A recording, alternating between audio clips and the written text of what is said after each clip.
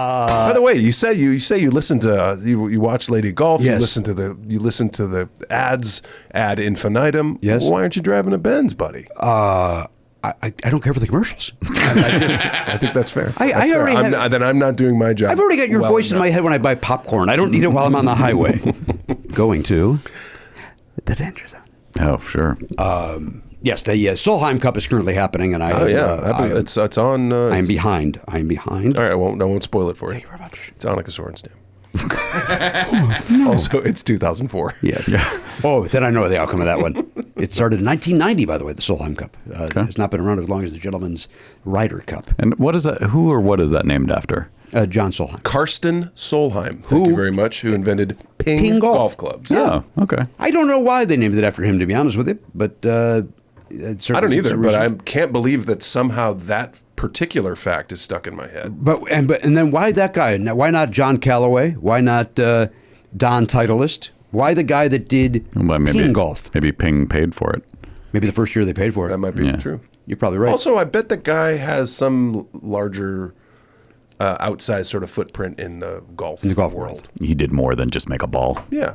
Golf clubs. Oh, club. Clubs, sir. Yeah. How dare you? I had the Ping Eye 2s. I apologize. What color? Did you have the beryllium? I'm tiny, so I had the gold, the little dot, the gold dot. I had the red dot steel ones. I couldn't afford those beautiful nor could I. berylliums. Oh man, I'd still play with those if I could. I bought mine in a blizzard in Chicago. While I was buying them, a blizzard happens, and the guy said, "Well, we have to adjust them. So you want to leave them here?" And I went, "No, I'm still going to take them home." And the guy's like, "What?" I go, "I was so excited to have the new clubs. I wanted to bring them home, like." You can't. It's a blizzard outside, sir. And so I drove them home, and then they sat there until the next week when I brought it back for them to adjust these. Yeah, I bought mine used out of the trunk of a car in Griffith Park. Oh, you bought them locally? Yeah, but you think globally. I think globally, but I buy locally. How do you buy? How does that sale go down? Walk me through that. There's This is at Roosevelt Golf Course, which I'm sure you've visited in beautiful Griffith Park. And there was a group of regulars there, let's call them. And inevitably there'd be some like used clubs. Oh, I forgot my wedge, or I'm going to try a new putter or something. Some dude out there was selling, laid out on a picnic table. Yeah. Clubs, random clubs, $20. Love it. You can get a new 60-degree wedge.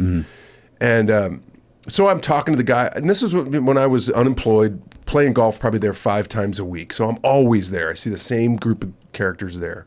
And so I go to the guy, I go, "Hey man, you ever run any of those ping golf clubs?" He goes, "Pings? Yeah, oh my God, yeah, of course. I got a set of them in the trunk of my car." I go, "Would you ever want to sell them?" He goes, "Sure. What do you give me for them?" I was like, "What are you asking?" He goes, "I don't know, a couple $100. I go, "How about 150? He goes, "Sure." Done. And which was probably all the money that I had in the world, which I then immediately was like, why did I just buy new golf clubs? Yeah. I already have golf clubs that I'm perfectly fine hitting, but I wanted those. You wanted those? And I kept them for a long time. Good for you. Do you still play today? I haven't played in a long time, but I still could play. I would imagine you could. Yeah, I like it. It takes a lot of time. And it's time that I don't have, because I'm on the picket line, Jimmy. You've been there twice, John. I've been there twice, but you didn't tell you how long I was there. Oh, you were there for weeks. 72 hours of time. Oh my God! I wore a trench. They didn't want that. They specifically said, "Please leave." They didn't know they would until they got it. Jon Hamm won't leave. He just won't leave. Look at that. That's the hand trench.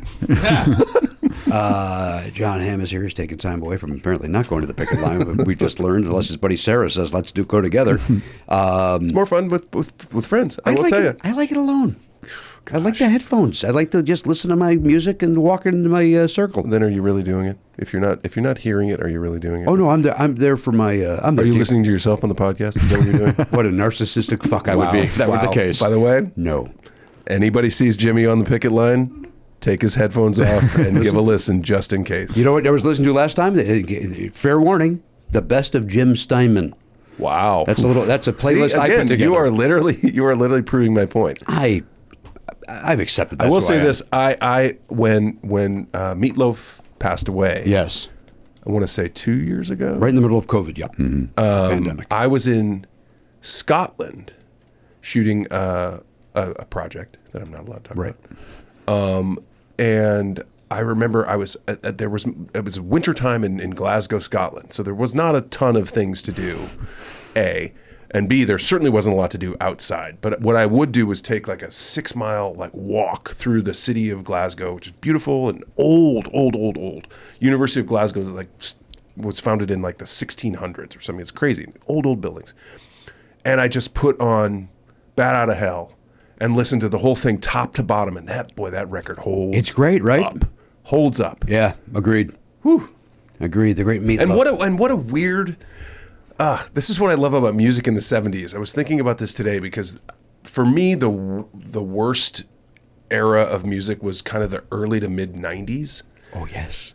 Like the Spin Doctors and Rusted Root and all. There's so many weird... Silverchair. They just didn't know. Those 16-year-old Australians, Hanson. There's just so many weird... They were fine. But there's just so many weird kind of one-off things that were... You could tell they were trying to grasp whatever was what's popular. next? What's next? Yeah, what are we going to be the next big thing? Yeah.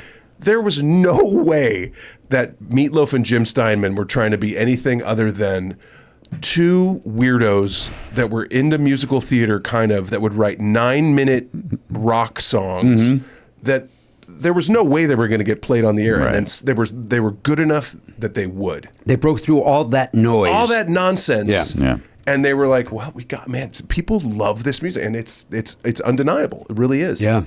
And it's proven by me walking the picket line. Happy to do it. I wear John because I currently am dealing with some ear issues. I don't have headphones.